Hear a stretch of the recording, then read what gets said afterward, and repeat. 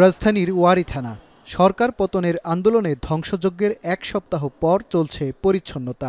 থানার ১১০ পুলিশ সদস্যের সবাই ফিরলেও অবকাঠামোগতভাবে প্রস্তুত না হওয়ায় পুরোদমে কাজ শুরু করা যাচ্ছে না। সবচেয়ে বেশি ক্ষতিগ্রস্ত থানাগুলোর একটি যাত্রাবাড়ী থানা। পুড়ে যাওয়া ধ্বংসস্তূপই বলছে সহসাই এখানে থানার কাজ চালু করাটা দুষ্কর। তবে এ অবস্থায় পুলিশের পাশে দাঁড়িয়েছে সাধারণ শিক্ষার্থীরা। পুলিশ জনগণের বন্ধু হবে সে বিনিময়ে স্বেচ্ছায় থানা পাহারা ও পরিচ্ছন্নতা কার্যক্রম তাদের।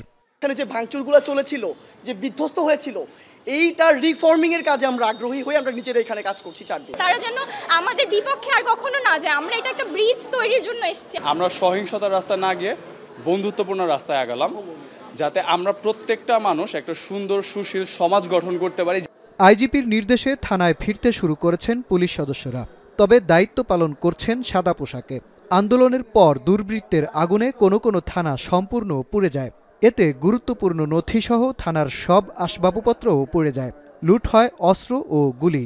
এ অবস্থায় প্রাথমিকভাবে জিডি নেওয়া শুরু হলেও পুরোদমে কাজে ফিরতে সময় লাগবে। টেলিফোন লাইন কাটা, সিসি ক্যামেরা কাটা, আপনার ওয়্যারলেস কানেকশন নাই, বিভিন্ন রকম চেয়ার টেবিল খাতাপত্র নথিপত্র। আমরা এখন জানেন যে আপনার ডিজিটালে মামলা ইনভেস্টিগেশন করি, সব কিছু অনলাইনে হয়।